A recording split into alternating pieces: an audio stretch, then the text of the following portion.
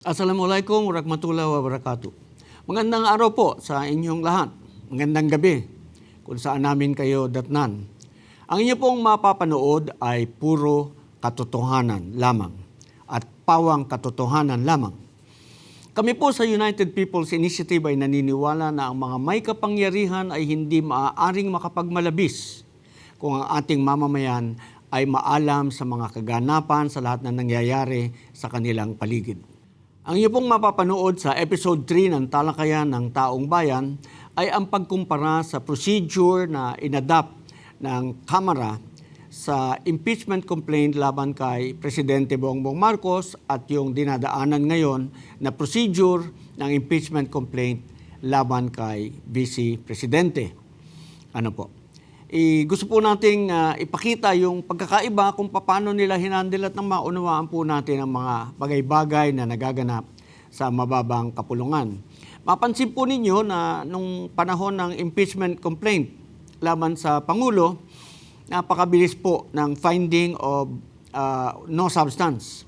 Wala pong hearing, wala pong mini-trial, wala pong opening of bank account. Wala pong summoning the AMLA to produce this and that document para mapag-aralan despite allegations of massive corruption.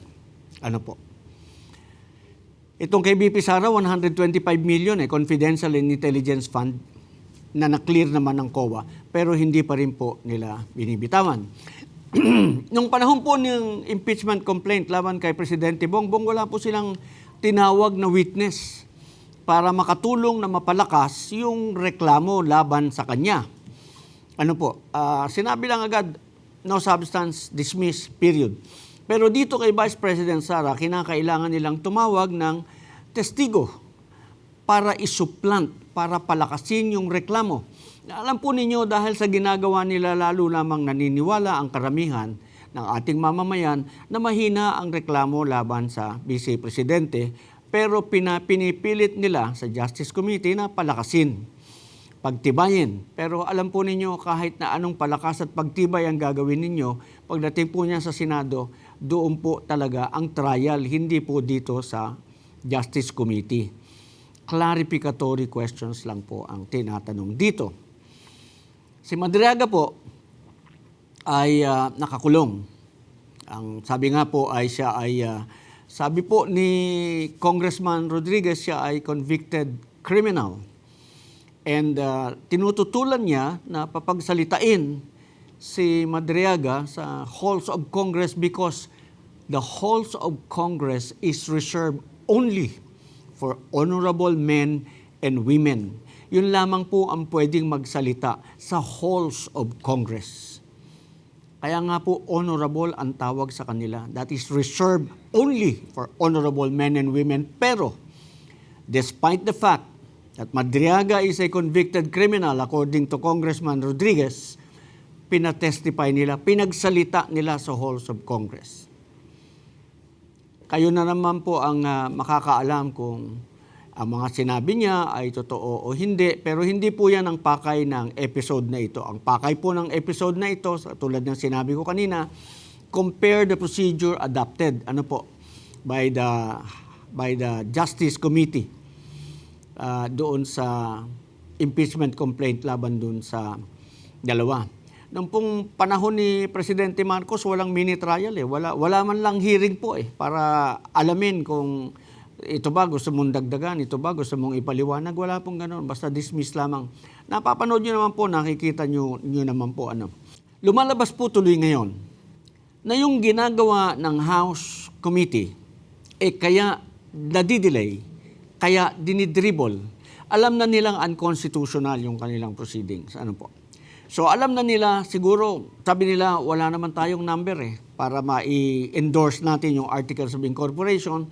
Siguro wala silang number sa House. Sufficient number to endorse, to approve an Articles of Incorporation para i-transmit sa Senate. Or maybe they also know that they do not have the required number in the Senate.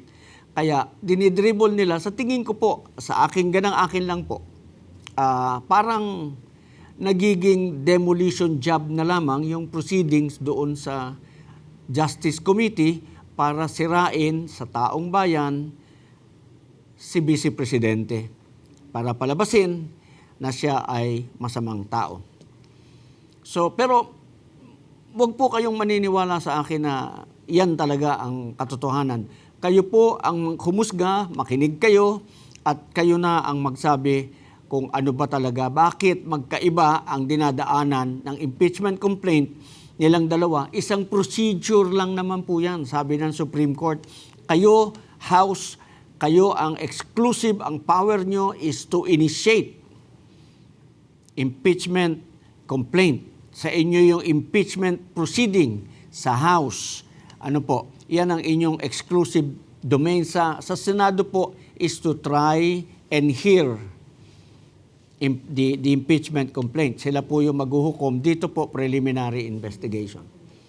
So, ang ating pong host ngayon ay, ang ating pong host moderator ngayon ay si Mr. John Rania. Magandang araw sa ating lahat. Ito po si John Rania, inyong kaibigan.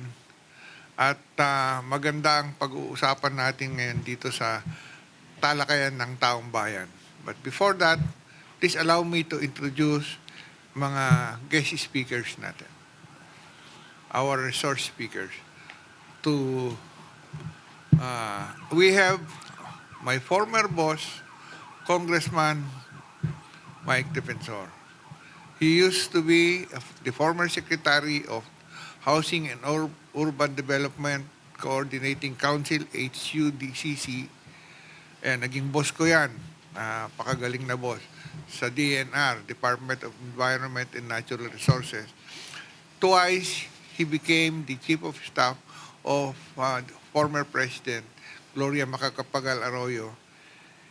He was elected as Congressman of the 3rd District of Quezon City from 1995 to 2001, so dalawang terms yun. And he served as party list representative of Anak Kalusugan from 2019 to 2022. Welcome, Secretary. Yes, to my idol, Mr. John Rania. Alam nyo, sinasabi ni Boss John, ako daw ang boss niya, pero siya ang totoong boss ko. And nakikita ko yung dalawang kaibigan, which you will introduce later, para kayong mga ambassador ngayong hapon. Salamat, Kong Mike. Kasama din natin dito si Attorney Manuelito Luna. Nakasama ko rin sa trabaho ito sa PACC, Presidential Anti-Corruption Commission. And this guy is a very good lawyer, and in fact, he has been teaching law subjects in several law schools. So with that, ang pong topic natin ngayong hapon na to is yung pinag-uusapan ng lahat, yung impeachment ng ating Vice Presidente, at titignan din natin yung impeachment na final against the President, President Ferdinand Marcos Jr. Yeah. Jan, first of all, I would like to thank you and of course, my good friend, fellow public servant, Congressman Mike, and former Secretary also. Magandang hapon, Jan, and to our televiewers and listeners. Yeah. Siguro para malaman ng lahat, ano ba itong impeachment na to? And why is this necessary for good governance? Can you, ikaw muna? I'd like to start it, yeah. Not Attorney. because I am the tallest in the group. Yeah, they are labeling us as the Magnificent Seven. Kami po yung nag-file, sana, ng complaint against the President for impeachment, for culpable violation of the Constitution, for betrayal of public trust, for plunder, which is graft and corruption actually, and other high crimes.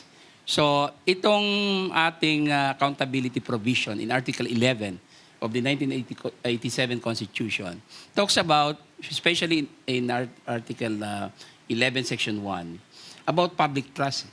Public office is a public trust.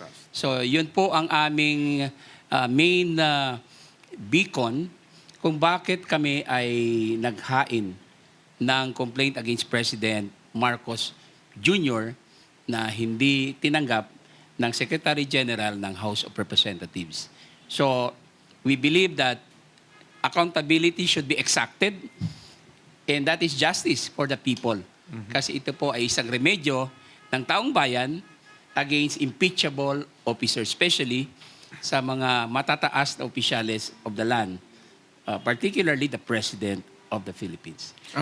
Actually, Manong John, di ba, yung konsepto ng when we talk about, sinasabi lang, hindi lang yan legal, political yan. Ganyan yung sinasabi ng Tama, tama. tao, di ba? Even in the debates of the Constitution, on the Constitution, of the Constitutional Commission, ang sinasabing political, kasi pagka umabot na sa punto, ang mga public officials, lalo na tigit yung mga elected, no, the President, the Vice President, yung mga appointed sa constitutional bodies, na hindi ka na talaga makafunction as the official of the land, republic. Yung sinabing political, hindi naman sinasabing politika, period. Na, ibig ba sabihin, may numbers ka, magtatanggal ka ng tao? Hindi ganon. Ang usapin doon, on the political side is, etong taong to, etong nagsiservisyo sa bansa, wala nang tiwala sa kanya. Walang confidence ang mga civil society institutions, ang government institutions, ang business sector, ang church. Talagang umabot na sa punto na untenable na o hindi na pwede gumalaw ang isang bansa. And tingin ko, dito sa nangyari nga to, kay Presidente Marcos, kasama ko si Attorney Luna, in fact, siya ang isa sa mga leading lawyers namin doon sa kaso niyan. Kasama si General Attorney Garcia, Virgil Garcia, na nakita namin talaga na itong nangyari at ginawa ni Presidente, and we will talk about the specifics of that, kung ano ba talaga yung mga kaso sa kanya, masyado na. Wala nang tiwala ang taong bayan, wala nang tiwala ang sambayanan, wala nang tiwala yung mga sektor, at nakakasama na sa ating bansa. Na nakikita naman natin sa ngayon. Hindi lang namin kwento to. Aktual nakikita to sa lipunan natin sa ngayon. Yeah, and to add, no, sa sinabi ni Secretary Mike, kaming 7 actually na mga complainants, which include also Attorney Ferdinand Topacio, Cathy Binag, and the rest, ay in-study namin mabuti yung mga ebidensya. At naggawa kami ng maraming drafts, no? Matagal ang proseso, hindi namin binilisan dahil gusto namin may hustisya eh. Hustisya para sa taong bayan, hustisya para kay Presidente Marcos Jr. And so we came up with the final petition or final complaint after several drafts have been made. Correct. And then we finalized the final complaint and then pumunta na nga tayo noong January 22. Unfortunately, wala doon ang Secretary General at tinanggihan tayo ng second highest official there ng Office of the Secretary General ng House at hindi po namin na-file yung aming people's complaint against President Marcos Jr.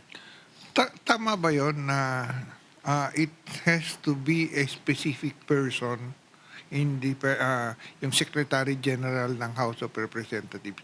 Pag wala siya, hindi na pwedeng tanggapin? Well, actually, the Constitution does not really designate a particular officer to receive. It's the office that is designated.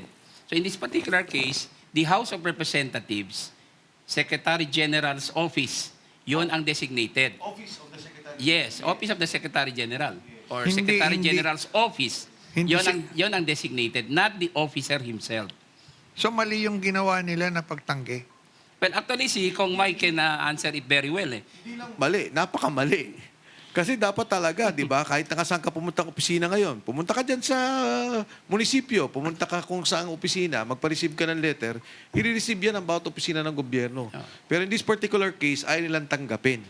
So yan, ang katunayan nun, yung congressman na pipirma, kasi nauna yung Makabayan Block eh, hindi rin nila tinanggap. So, coordinate, nung na-check ko sa kanila, sabi hindi nila tinanggap, nagulat din ako. Paano ba, kaya bang gawin yun ng isang opisina na merong sa ligang batas na sinasabi ganito ang dapat. And so, nag-approach kami. Alam mo, Manong Jan, mabigat yan. Hindi lang yung kinikwento namin ito, yung pangyayari lang na yun, pero maraming undercurrents. Meaning, maraming pressure sa mga congressmen, maraming tinatawagan, maraming kinakausap, na talagang wag ituloy yung impeachment kay Pangulong Bongbong Marcos. Kasi talagang yung final namin, katulad ng binanggit ni Atty. Manny Luna, hindi lang aral na aral. Mas, kumbaga sa kaso hindi mo matatawaran. Napakalinaw. Siguro, isang detalye lang, no? Yeah. Kasi yung particular kaso na i-discuss ko doon, yung unprogrammed funds, yung pinirmahan yun eh. Magmula sa pagpasa ng batas, pinirmahan ng presidente, nung inapurbahan sa bicameral, pagkatapos may release yun, may saro. Meaning, merong notice from the Office of the President, from the Bureau of Treasury, supposedly, may excess funds, no? May sobrang pondo, at pwedeng mag-release ng unprogrammed allocation. Yeah. Ebidensya yun. Ano yun? Kaya nga nagtataka ako, sabi nila, walang substance. Actual yun eh. Nakita natin at mapapatunayan namin na may pagkakasala ang Pangulo doon sa ginawang akto o paggawa ng unprogrammed funds na napakalaki at particular yung pag-release na napunta sa flood control. Yeah, and we are talking of 3 years ito, Kong Mike, no? Yes. And Jan, 2023, 2024, and 2025, yung mga GAA for those years na merong malalaking unprogrammed funds, which we have observed na punta halos lahat nun sa flood control projects na later on turn out to be anomalous. Yeah.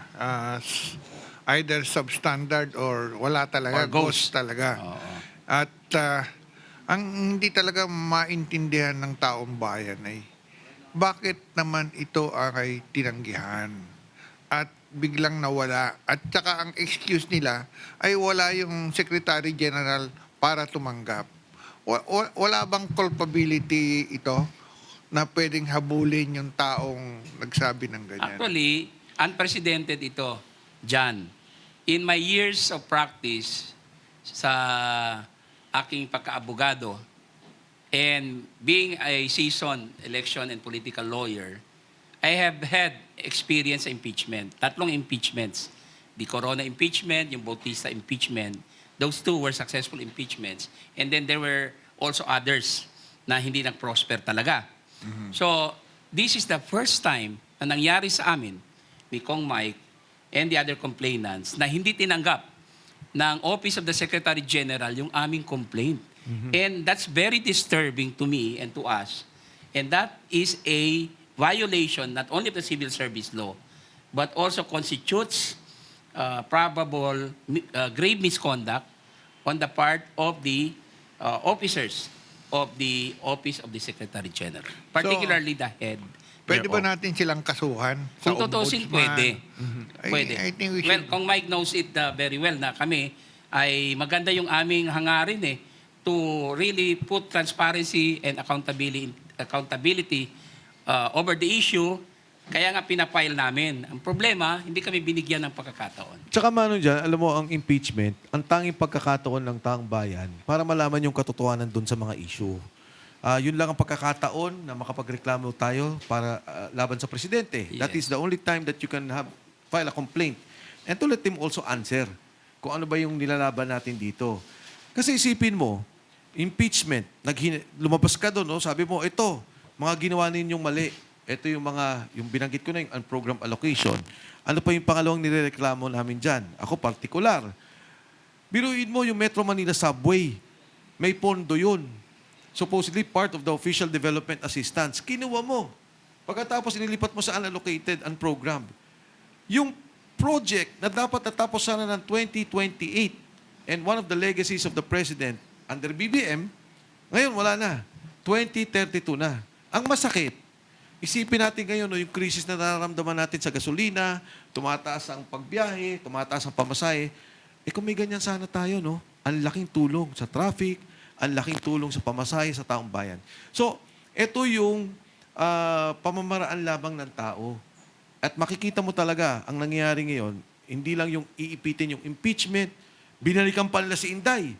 Ayaw nilang may kalaban. Pagkatapos lahat ng nagsasalita, lahat ng lumalaban, lahat yun kinakasuhan. o gagawa nila ng harassment cases. Ewan ko, Attorney Manny, kung may Yeah. kaso ka na ba? Wala. Wala pa. In fact, Magaling I talaga to si Attorney Manny. I commented, however, that the cases filed against the Brave 18, yung mga Yes. sundalo at saka kay Attorney Levy and even Kong Mike, ay political harassment. Because hindi pa nga naimbestigahan yung joint affidavit ng Office of the Ombudsman na final ng 18, sila kinakasuhan na may complaints na although hindi pa naman na-prosper. However, I find it very awkward for the government, investigative bodies to, parang jump the gun on the supposed whistleblowers at saka yung mga nag-assist sa kanila tulad ni Attorney Levy Baligod, which to me is a patriot. And of course, Kong Mike, who also assisted them because they sought his help. Iba yung dating sa kanila because they wanted a different narrative. Kahit hindi pa binibigyan ng tsansa, mahimay yung complaint at tingnan ang veracity of the allegations, Kong Mike, di ba? So masyadong parang unjust to me yung pag-file ng kaso laban sa kanila. And then there's this principle kasi of proportionality, principle of double standard. Tama. Bakit napakabilis nilang inaksyonan at inalis, tinurn down yung impeachment complaint na supposedly we're talking about 1.5 trillion pesos. Yes. Tapos ito ngayon kay BP Sara na hindi pa naman na-prove na minuscule amount compared to what was supposedly the case or the amount we're running after the president. Bakit ganon? I agree with some sectors and some opinion makers and even aming mga kasama na mukhang merong double standard dito sa pag-apply ng mga rules, procedures dito sa dalawang kasong ito. Ang isa yung sa amin plus yung dalawang complaints against the president for impeachment na dinismiss sa level ng substance. And then, yung amin hindi tinanggap. Tapos dito kay Vice President Sara Duterte, there seems to be, well, initially there's a railroading kasi pinagbigyan kaagad yung complainants eh. Sinabi na merong form and substance and then merong grounds. And here now is the spectacle. Itong charade na nangyayari, a circus, wherein sinopina ang ilang resource persons, tapos pinatestify itong a certain Ramil Madriaga. And there are documents that were also subpoenaed in violation of the bank secrecy law and the client lawyer privilege. So you see, parang nakikita namin na they are so interested dito sa kaso ni BP Sara Duterte, pero they were very dismissive of the serious allegations. More serious allegations against President Marcos Jr. So, double standard nga. Tingnan natin na Manong dyan ha. In an impeachment complaint, dalawa pinagbabatayan mo. Yung form and substance. Yung form madali yun eh. Di ba? Lahat naman papasok ka sa form eh. Yeah. Maling-mali na talaga pagka sa form hindi ka nakapasok. Pagdating sa substance, yung substance nung kay President Bongbong Marcos, napakalinaw noon kasi lahat yun official documents. GAA, SARO, budget. Malinaw. Kalakip yun And sa mga complaint. certified pa, Kong Mike. Certified. No? Certified. And kasama pa dyan yung mga ginawang pagdinig. Example ko na lang, yung sinabi ni Senator Ping Lacson. In an official DBCC debate, sabi niya, sumulat si Bernardo at ang sabi niya, ang kumuha ng pera ay si Adrian Bersamin at si Trigib Olaybar. 8 bilyon. 8 bilyon to sinabi na kaagad. Official records. Sino nagsalita? Star witness ng kanilang prosecution. Kumbaga, ito yung ginagamit lang, pinaka-witness sa lahat ng kasong ginagawa nila. Pagdating kay BP Inday, kay Madriaga, yung cheque, pareho ng number. Hindi ichinek yung pirma. Ang linaw nun, substance yun, part dun sa kaso nila. Pagdating dun sa kaso, tama yung binanggit mo, Manong dyan, pending pa yan sa COA. Now, hindi naman to kasama sa kaso, pero isang example ka lang. Notice of suspension and disallowance. Department of Agriculture, 8.5 billion. Suspended disallowed. Department of DSWD, Social Welfare Department. Magkano siya? 9 billion. Department of Health, 10.5 billion. Suspended, disallowed. Department of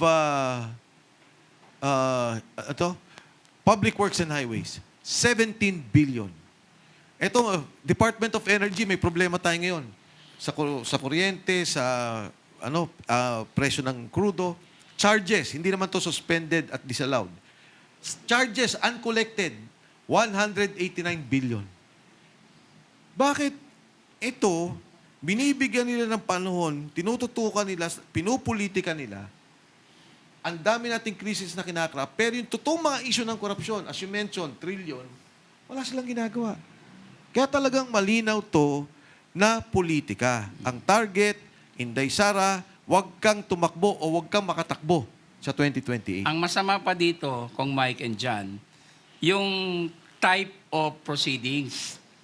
Sa tingin namin, sa obserbasyon namin, and experience, mayroong mini trial na gaganap or a trial type hearings. So, bawal po ito. Hindi, bakit? Ikwento mo kung bakit. Hindi, yung sabi mo, kinikwento mo yung pag-iyak. Yun nga may drama pa, meron pang script, meron pang parang, all of this is being directed by somebody or someone. Hindi, Atty. Manny, sinabi mo yung pag-iyak, nilalagay sa records, paano yun? Yeah, nilalagay sa record. You know, when you determine only probable cause in an impeachment, you don't do that, you don't manifest like what Representative Luistro, the chairman, did.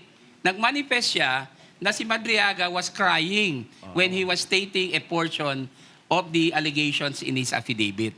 Bawal po yon because in the determination of probable cause in impeachment cases, you only have clarificatory hearings. Hindi pwede ang adversarial proceeding. Hindi pwede yung ipatestify mo yung tao. Because all you have to do is to compare the complaints and the answer kung meron, and then determine, and the evidence also and the law, kung merong probable cause. But in this particular case, ginagawa nilang parang sa korte na, which is a trial proper, which only the Senate, sitting as an impeachment court, is empowered under the Constitution. Yun ang aming nakikita dito. Aside from the propaganda and the politika na ginagawa nila para sirain ang Vice President natin na si VP Sara Duterte. Hindi ako abogado, kaya lang pero naguguluhan din ako na ano yung basis for impeachment. Halimbawa, ang sabi ni Madriaga ay hindi daw magaling sa school si VP Sara at halos pasang-awa as a lawyer. I don't know the truth about that, but impeachable ba yon? Nakakatawa nga yan dyan Wala. kung Mike hindi yan impeachable. Hindi yan sakop ng Article 11 of the Constitution kasi walang connection yan doon sa kanyang pagiging public official and an impeachable officer. And besides, mukhang wala sa katiniwan itong si Madriaga in the sense that yung kanyang mga sinasabi ay either hearsay or really falsehoods. Ang mabigat doon, sabi ko nga, parati ko sinasabi, parang anak na bunso. Kausap ko nga si Chairman Alcusi ng PDP na Secretary of the Cabinet ni Presidente.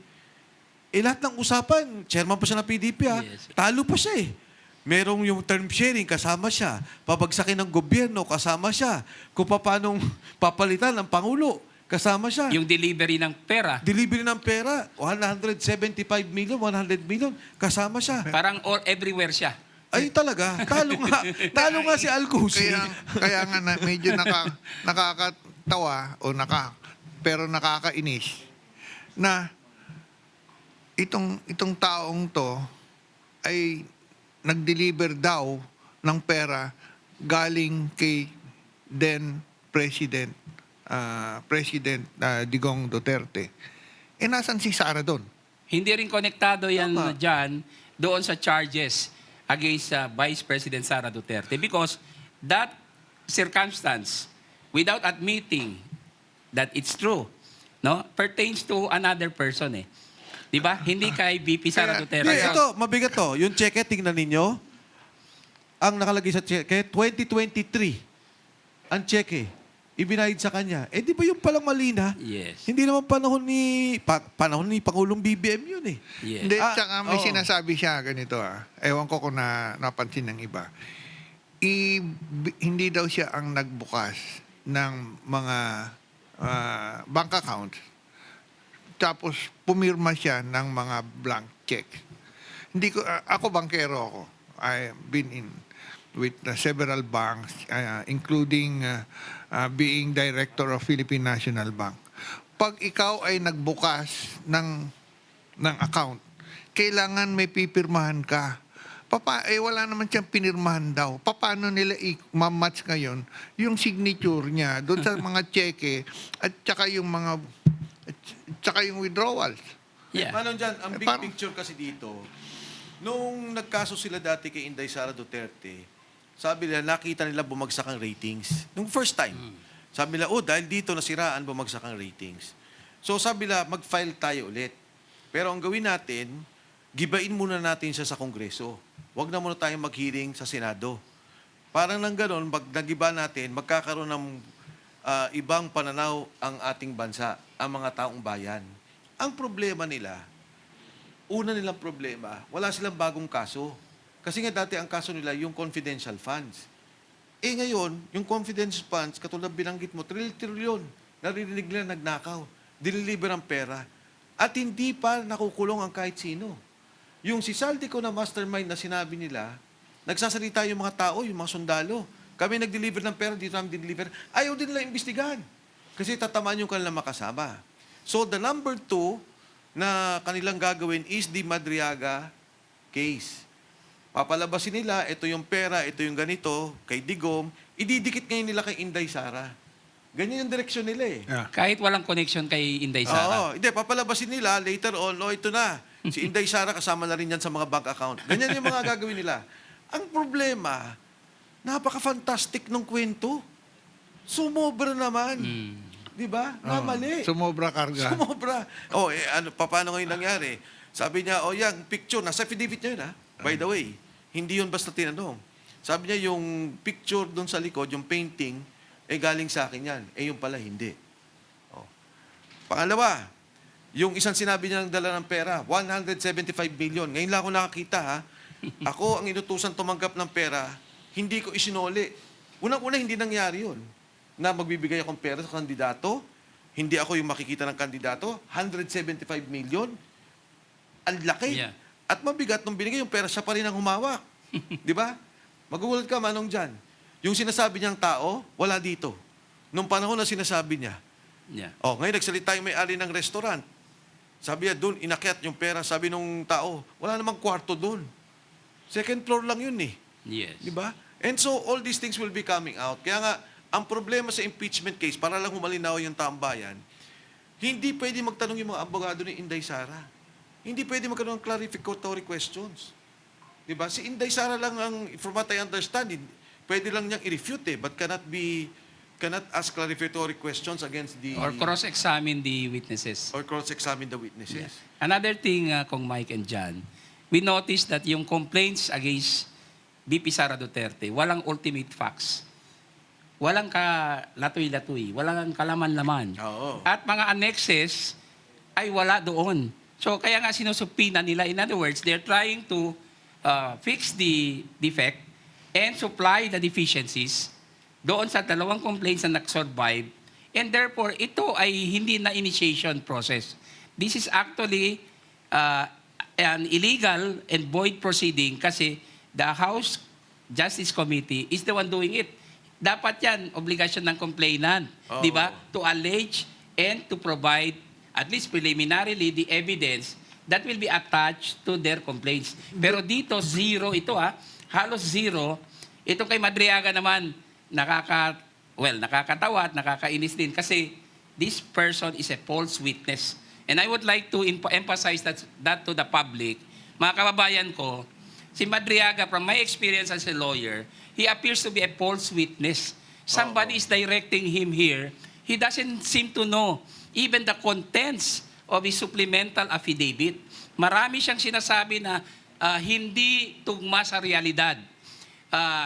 Hindi siya based on human experience at masyadong fantastic nga, Oo. sabi ni Kong Mike. I agree with that. Oo. Alam mo- may ano naman dyan, parang Sige. yung kabarkada, may kabarkada akong ganyan eh. Yung magkikwento ng suntukan. Ang kalaban niya, 8. Kala mo totoo? Oo, Because kalaban niya- niya, 10. May pinline kick siya, may in-uppercut siya, pagkatapos Ganon, ang kwento na to. Hindi, pero nakikita ko kasi yung pagkakaiba nga. Yung sinasabi nyo na nung nag-file kayo ng impeachment complaint, ay kompleto. Kompleto na wala ka Kompleto. nang hahanapin pa. Ano na lahat? Ito, chinards yung tao, si BP Sara, tapos at saka maghahanap ng ebidensya. Yes. Ganun ba yun? O, Oo, ganun ang nangyayari. ganun. Kaya nga, ang term dito is fishing expedition. Fishing expedition. Kasi sila ngayon ang naghahanap, mga miyembro ng House, ng ebidensya para pang supply doon sa mga complaints na ito na walang ultimate facts. That makes the proceedings void ab initio. Kaya nga, nag-file ng petition si Vice President Sara Duterte sa Korte Suprema. Tsaka sorry. Yeah. Yung isang kaso natin, di ba, ang simple lang naman. PhilHealth Fund at PDIC. Bakit mo kinuha yung pondo ng PhilHealth? Nag-declare kayo na reserve yan, inilagay ninyo sa pondo, inilagay nyo sa flood control. Bakit nyo kinuha yung pondo ng PDIC? Kinuha ninyo, inilagay ninyo sa flood control. Yan, malinaw ang ebidensya. Kasi nangyari eh. Di ba? Merong Secretary of Finance, may approval ang Kongreso, nirelease ang pondo ng Pangulo. Dineklara ninyo, pwede ang gamitin. So itong kaso na i-final namin, klaro yung mga ebidensya. Itong mga kaso nila, yung una, binanggit mo na rin Manong dyan, nasa COA, pending. Di ba? O, technically, ano sinasabi? Either isoli mo yung pera. Ganun lang naman yun eh. Isoli mo At yung saka hindi pera. pa final. At hindi pa final. And dapat ilaban mo pa rin yan. Yes. Kaya ako po binanggit yung mga departamento kanina kasi lahat tayo umabot sa ganyan eh. Pag nagtrabaho ko sa gobyerno, even the smallest office, may notice of disallowance ka, ayusin mo yan, liquidation mo, ayusin mo yan. Lahat kami. Lahat tayo. Duman sa ganyan. Yes. Konsyal pa lang ako, may ganyan. Kaya pag-audit ka sa audit officer, akit ka ngayon. Lahat po yan nangyayari. Kahit kami, when I was commissioner, ganon din. Ganon din. Ganon May din. mga problema minsan, Yes, di ba? yes, Sasabihin, yes. o yung resibo ninyo, ganito, Kulang, ganito. Anyway, so yung kay Vice President Inday Sara, nakapending. Ginawa na nilang kaso. Yes. Para mabuo yung kaso nila, kinuha ngayon si Madriaga. No? Si Madriaga na bunsong anak ni Pangulong Duterte. Alam niya lahat. Alam niya lahat. Kasama siya sa lahat ng kwentuhan. Kulang na lang ikwento niya. Lahat ng naging girlfriend at asawa ni Presidente at sino mga anak ang inalagaan. Sana kinumpleto niya eh. Di ba? Hindi lang yung pondo, hindi lang yung politika. This is pati na yung terrible, personal. Kong Mike. I have never seen a witness na ganito ang kanyang pahayag na halos lahat ng nangyayari, hindi lang kay President Duterte, kahit sa bansa alam niya. Oo. Kahit mga plots, Hindi lang yun. Siya pala yung head pa ng Intel. Siya pala yung nag-head pa ng security. Yes. Sabi ko, ang bigat nito. Talagang nakakagulat yung naging kaso niya. Ang hindi ko matanggap sa House of Representatives, dapat muna tiningnan nila lahat ng ebidensya. Una, dapat alam nila, 2 beses na nga yan eh, kidnapping for ransom Yeah. eh. Nakulong na yan eh. On a technicality na absuelto. Nakulong ulit. Oh. Hindi, alam mo may sinasabi siya about big amounts dun sa account niya. Ako nagtatanong lang naman. Baka naman yun ay proceeds from yung Illegal kidnap activity. for ransom niya. Nasasabihin niya ngayon galing kay... That's possible because he has been convicted and then na-clear lang siya later for kidnapping and he has been charged again for kidnapping. Tsaka No? sabi nung isa, tinanong ako, hindi ba magaling si Madriaga? Nag-waiver. Ano pakialam ko doon? Kung nag-waiver si Madriaga. Pero alam ko yon. Ang direksyon nila doon, i-connect nila yon sa isang pondo ni Duterte. Sasabihin nila galing kay Duterte yan. Yan na naman yung malaking kwento Pero nila walang dyan. connection Ito, kong Mike sa allegation nila against BP Sara. Because kaya the nga, impeachable officer here is yun not the nga. former president. Agree. Yes, di ba? Pero ang gagawin na naman nga nila, idudugtong They will na try lang. to connect. Connect it again. Ay, anak. Oo. Yan ay anak ng ama. Therefore, guilty yan. Ako manong dyan, hindi pa yon. Lalabas pa yan, nakasama pa niya sa account si President Duterte. Yan ang nakikita ko. Possible yan. Sa ganitong kwento na talagang ibang klase, may mga ganun pa silang gagawin. Yeah. Sabi nila, isusumpi na daw nila si Ombudsman Remulla para isubmit yung SALN. Pwede ba yung gano'n na pagkatapos mong i-file at saka ka maghahanap ng ebidensya? Yun nga ang nangyayari dito eh. Sila na ang nagsusupply ng ebidensya kuno laban sa respondent at saka they are fixing the defects doon sa complaints. So, bawal po ito. Mga kababayan ko, bawal po ito. Hindi ito pwede. Tama. And this is in violation even not of the Constitution lang, but even of the rules of the House. Kung Mike, you were a congressman for a long time, Yes. walang ganito. Alam mo Wala. yan. Hindi, pag pumunta ka na nga, sabi mo nga may substance eh. Di ba? Sabi mo, etong ipinafile kong kaso may ibig sabihin. Pagtanggap, okay, file, impeach. Eh ngayon, ay kulang. Hanapin natin yung SALN, baka may makita tayo. Hindi pwede yun. Ang congressman ang nakahanap. Yun naman ang sinasabi, fishing expedition. Yes. Yung iba nakakita ko, yung siyempre, mga trolls nila sinasabi, hindi, dapat payagan niya. Ako hindi. Ba't ko papayagan? Papahirapan ko kayo. Yung ginawa ni Attorney Carpio, Mans Carpio, Yeah. na nag-file, talagang papahirapan ko kayo dahil wala kayong karapatan na gipitin ang aking karapatan bilang isang Pilipino. Saka ang impeachment, hindi lang siya political process. It's also a legal process according to the Supreme Court. Doon sa kaso ng Duterte versus House of Representatives. Ang ibig sabihin, may due process. Tama. Dapat binibigyan ng due process ang respondent at dapat sumusunod sa rules at sa Constitution ang House mismo to guarantee that the playing field is fair. Pero hindi ito nakikita namin ngayon. Alam mo, Tony Manny, I will go to that, yung sinabi mo Constitution, yung due process, di ba? Ako, may right ako to be given a fair and a trial na fair, di ba? Fair, Yun palang sinabi ng Marines na tumatanggap ng mali-maleta, si Chairman Luistro at yung ilang miyembro sa Committee on Justice. Dapat suppletory yung rules of court dito.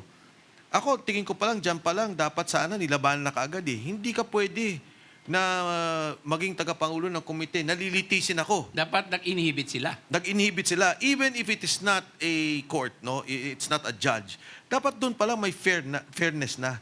Dapat meron lang impartiality. I agree. Nung lumabas na tong kaso na to, nakita ko kagad, sabi ko, wala. Kawawa ang Vice President dito sa ginagawa nila. Tignan mo drinap nila yung impeachment case ni BBM, ang bilis. Bakit nila kailangan gawin yon? Kasi pag nag-prosper yun, lalabas yung mga congressmen na tumanggap ng pera galing dun sa mga hocus-pocus na yun.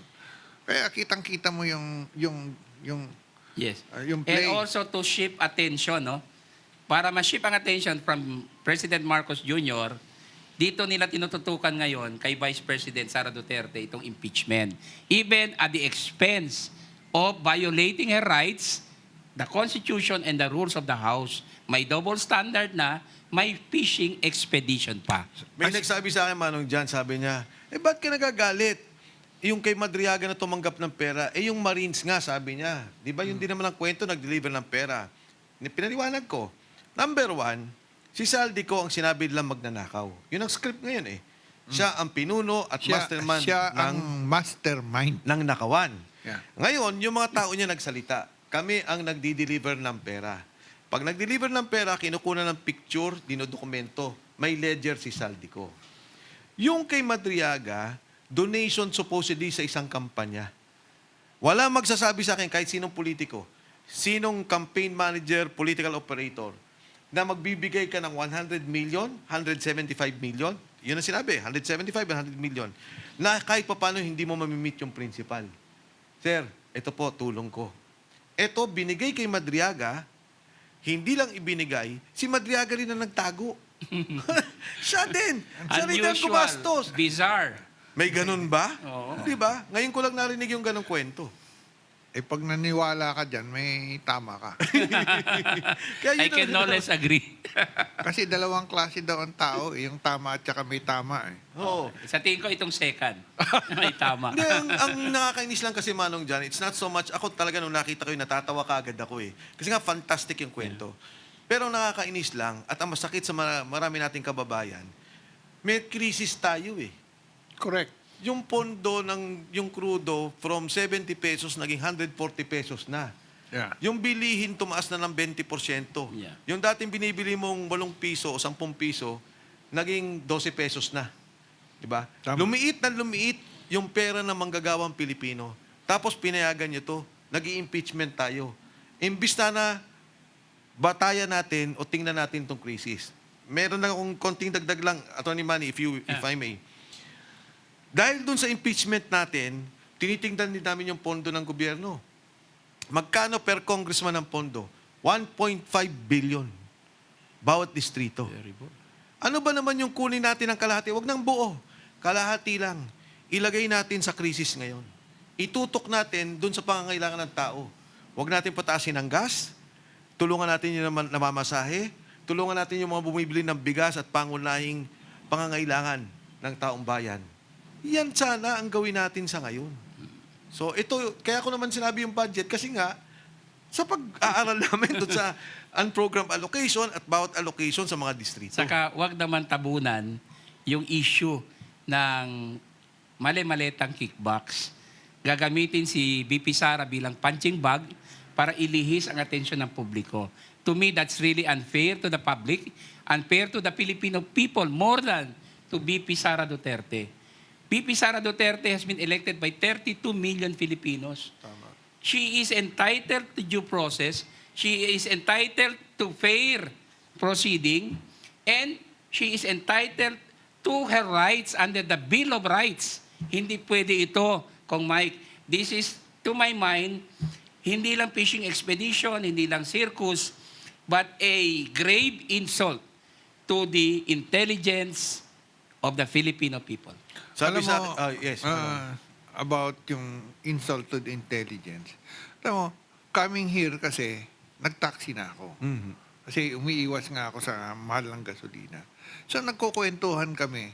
Nung driver. Nung driver. Alam niya ang nangyayari. At galit din siya.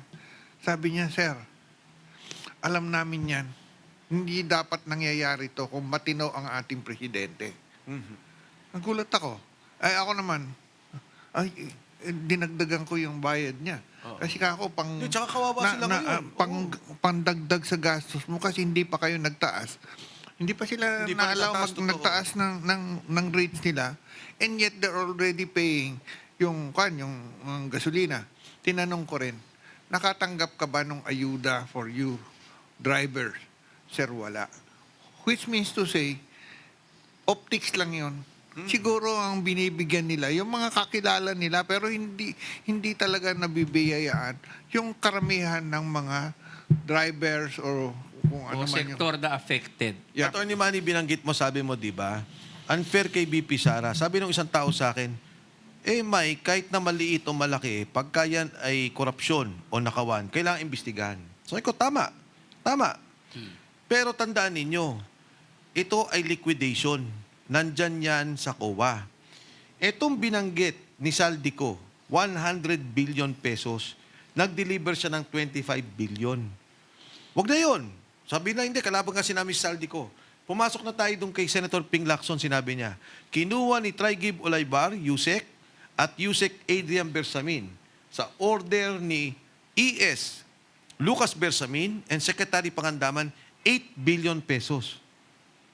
So, nagkaroon ba ng investigasyon? Siguro tayo sasabi niya, di-deliver ako kay Martin Romualdez. Yun sana, sabi ko nga, actual na pera kinuha, billion-billion. Hindi liquidation issue. Hindi liquidation issue yun. Talagang delivery ng perang ninakaw. Sabi nyo, si Saldi nagnakaw. Nagsalita yung mga tao. Kami ang nagdi-deliver ng mga ninakaw ng pera, pero hindi nila iniimbestigahan. Kaya yan yung unfair dun sa mga nangyayari na sinasabi lang nakawan. Pagka kayo na tinatamaan na totoong nakawan, totoong delivery ng pera, hinto. Yung kay VP Inday na pending sa kuha, nandiyan naman ang papel. Tinitingnan. Nagkakaroon ng pag-uusap, nagkakaroon ng diskusyon, pero tinutuloy-tuloy ninyo. Ginawa nyo pang impeachment yung kaso. Saka liquidation issue is not or does not rise to the level of an impeachable offense. Correct. Not even a betrayal of public trust. Kasi may mga instances wherein I have examine mga cases, no, wherein may mga disallowances, it does not necessarily ripen to a criminal liability. Because more of it are administrative in nature. Nakulangan ka lang ng resibo or nawala or hindi mo na-submit, possible na yon na nagkaroon ng disallowance. But that is not criminal. Much more impeachable. Kasi kahit criminal, it does not rise to the level of an impeachable officer, level of an impeachable offense kung wala sa standard ng Constitution. Mataas kasi yung impeachable offense. Attorney Manny, maganda yung binabanggit ni Attorney Manny. Yung mga binanggit mo ang kaso, kunyari, may resibo. Yes. O, kulang-kulang, nawala mo. Yes. Gasolina. Oo. Oh. Nangyayari yan. Oo nga. So, disallowed, ano pala yun? May unliquidated. Oo. It doesn't mean that you are criminally liable. Ano pa yung mga cases na ganyan? Meron din mga instances wherein yung, for example, nagbigay ka ng additional allowance, no? And then based on a reading of a law or a regulation, which to your good faith, ay pwede mong gawin. Then later on, the court issues a ruling that you cannot do that. That does not necessarily mean a criminal liability kasi you were in good faith. There was no criminal intent. Much more, hindi pwedeng impeachable offense yun. Merong mga cases yan. Oo. In some agencies na hindi kinasuhan yung mga opisyal because they were in good faith. Meron silang basehan like a memorandum, like a regulation or law. But later on, the Supreme Court said, hindi yan applicable. It doesn't mean that you're criminally liable. May tanong lang ako. Di ba may pending case ngayon sa Supreme Court? TRO. TRO. Okay. Itinutuloy nila yung impeachment. What if the Supreme Court na says, hindi tama, itigil nyo. Teka. Tigil nyo. Oo. Ano mangyayari doon? Ina-impeach na siya. Ang sinasabi ata doon is yung presentation ng evidence na yung fishing expedition. Yeah. 'Di ba? Ako, manong dyan na, simpleng pananaw dyan, pananaw doon sa nangyayari. Whether totoo ang kaso ni Inday Sara o hindi, impeach nila. Whether totoo o hindi, kahit peke, i-impeach nila. Alam na natin yan. Yes. On two grounds. Number one, takot sila sa taas. Yung kanilang budget. Takot sila. Number two, takot sila kay Inday Sara. Dahil ang sabi ni VP Inday Sara, yung mga kasalanan nyo sa akin, pababayaan ko na. Wala na yon, tapos na tayo. Pero yung kasalanan nyo sa bayan, managot kayo. Yung pagnanakaw, kasalanan sa bayan yon. Tama. Kaya yung dalawang bagay niyan, i-impeach talaga nila si VP Inday. I'm sure also of that, Kong Mike. Sa tingin ko, predisposed na sila na i-impeach si Inday Sara, not because totoo yung mga complaints Tama. or allegation Tama. or may ebidensya, but because yun ang kanilang political plan. Tama. Oo. Kaya ho, yung mga kababayan natin, ito hong pagtutok natin dito, kailangan natin makita talaga eh. Kailangan natin alamin yung mga issue na sinasabi nila. Kailangan natin maintindihan. Kasi ang problema ho dito sa nangyayaring to, hindi lang simpleng politika o impeachment ni VP Inday, pero yung nangyaring pagnanakaw sa bansa. At pagkalaki-laking amount. Pagkalaki-laki, sistematiko, organisado. Pag ito po'y pinabayaan na natin, ganito na lang po habang buhay ang mangyari na puro nakawan ang pondo ng gobyerno. Huwag na kayong umasa na pag ang inyong kamag-anakan, pamilya, napunta sa ospital, may pondo pa PhilHealth.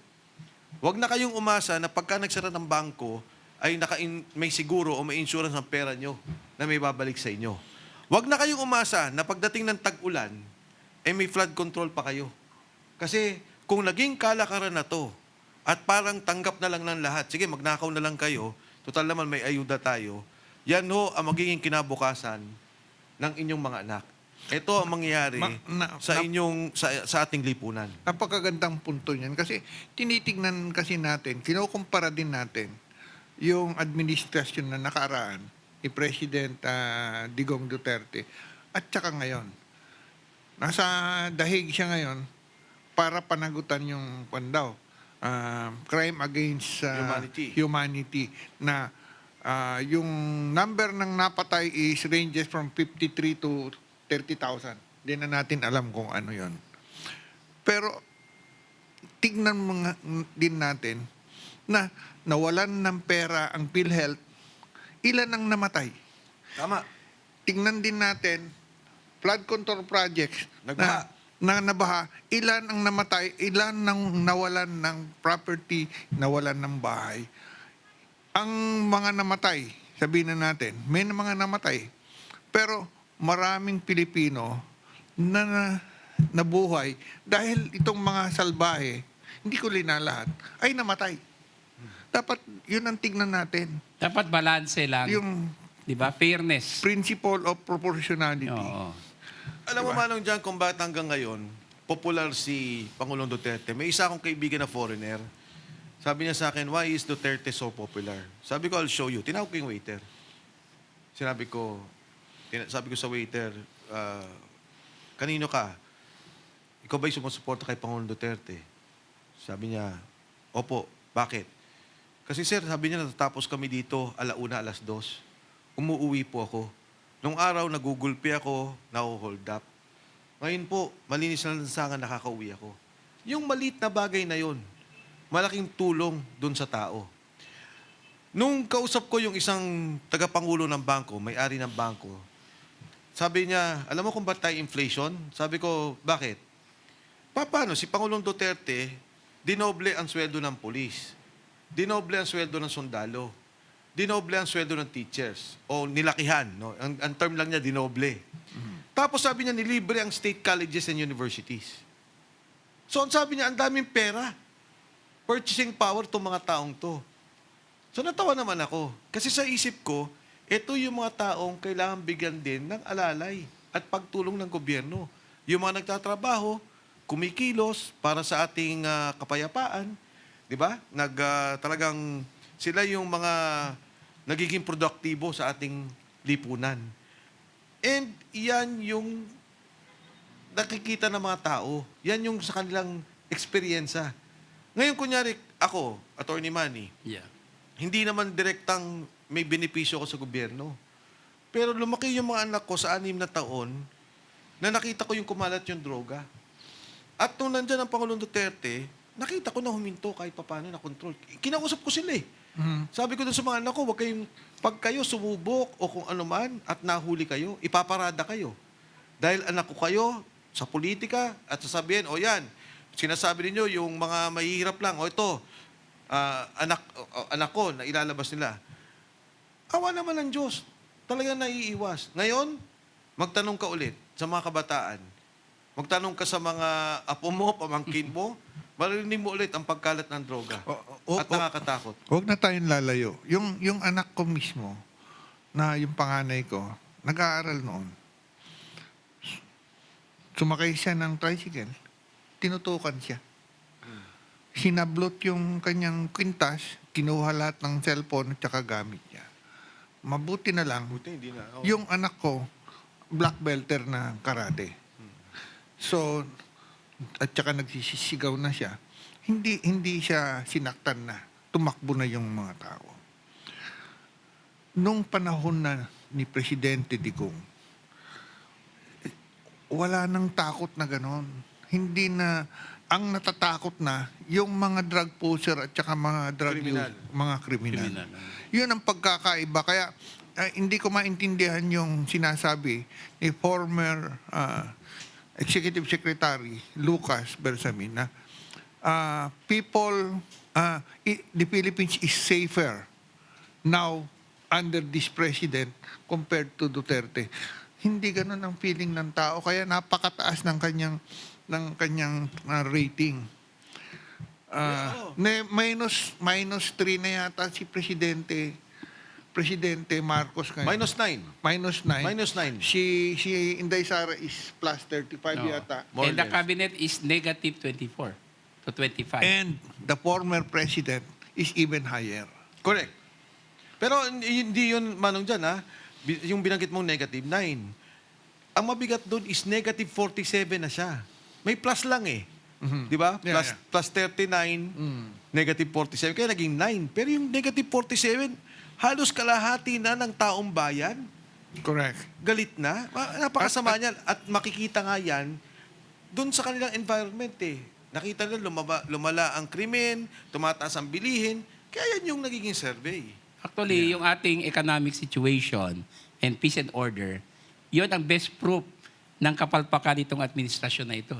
But, going back to the impeachment, bakit despite the inflation, dala ng pagtaas ng presyo ng gasolina at crudo, nakatutok sila sa impeachment kay Inday Sara, ano bang gusto nila? I-impeach si Inday Sara and then i-destroy siya, sirain siya sa politika because they are afraid of her running in 2028. Wala silang panlaban sa kanya. Ano ba talaga, Representative Luistro and your company there in the House Committee on Justice? Hindi po tama yung ginagawa nyo and that is very obvious. Even to the ordinary Filipino. You ask around, people know the issue. Hindi nyo pwedeng itago po yan. Ang sama ng ginagawa ninyo, be the real representatives of the people. Do not betray the trust reposed upon you. Masama yan kasi ang hinihintay ng tao ngayon, yung ayuda, yung subsidy ninyo, at saka yung solusyon dito sa inflation caused by the high prices of petroleum products. Huwag tutukan ang impeachment na wala namang basehan. Sabi Attorney Manny nung isang kaibigan ko, siyempre marami rin tayong kaibigan na Yes. nandyan. Dahil nung kampanya, magkakasama tayo doon sa unit team. Sabi niya, Mike, bakit ba hindi na lang patapusin si Bongbong Marcos? Ba't may panawagan na mag-resign? Sabi ko, wala. Alam mo, sabi ko, sa kanya rin galing yan eh. Kung sasabihin niya sa Kongreso, tama na yan, huwag niyo na impeach si Inday Sara, mag-focus tayo. Huwag na tayo mag-focus sa away, mag-focus tayo sa problema. Mag-focus tayo sa krisis, sa kagutuman, sa pamasahe, sa pagtaas ng krudo. Palagay ko kahit pa paano tatahimik eh.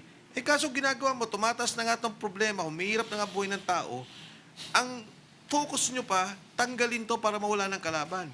Sabi ko nga sa kanila, meron ba kayong panlaban? Meron ba kayong ilalaban? Kung wala naman, di, tumahimik na kayo, tapusin natin itong mga issue na to, at sagutin natin ang problema ng taong bayan. Tama yan. In fact, ang tanong doon na siguro yung basic question is the president still in control? Kasi meron siyang powers even doon sa declaration of state of national emergency. Wala naman tayong nakita. Meron naman, kaya internet, yung LPG. Ano? Yung LPG. Yung LPG tumaas ng 3 beses. Bumaba daw ngayon ng 20 pesos, tama ba? 20 pesos? Yeah. Yun lang. Other than that, wala. Optics lang yun eh. Kasi, ikumpara mo yung usage natin sa oil, Oo. As a fuel, wala. konting-konti lang yung LPG. So, para lang may ang tawag namin doon, may masabi lang. Pero meron daw isang mataas na opisyal na nag-o-object dyan sa plano para isuspend muna yung VAT at saka excise tax sa petroleum products. Sinabi na ni Leon yan Leon Bleviste, pinangalanan niya yung kanyang kaprobinsya na Executive Secretary Ralph Recto. Si Mr. Batman ang tawag namin dyan.